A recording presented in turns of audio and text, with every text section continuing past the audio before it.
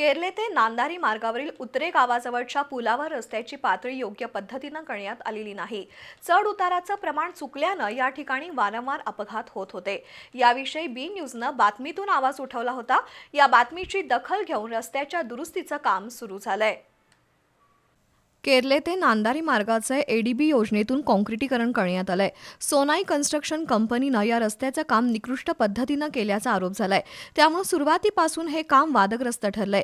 या रस्त्यावर ठिकठिकाणी खड्डे आणि भेगा पडल्या आहेत। दरम्यान उतरे गावाजवळच्या मोहरीवरील रस्त्याची पातळी योग्य पद्धतीनं करण्यात आलेली नाही। कोतोली शेलारवाडी पुलाच्या ठिकाणीही अशीच परिस्थिती आहे। त्यामुळे या ठिकाणी वारंवार अपघात होत होते। याविषयी बी न्यूजनं बातमीच्या माध्यमातून आवाज उठवला होता। बी न्यूजच्या बातमीची दखल घेऊन संबंधित कंपनीनं पुलावरील पॅनेल काढून नवीन काँक्रिटीकरण करण्यास सुरुवात केली आहे। त्यामुळे वाहनधारकांमधून समाधान व्यक्त होतंय।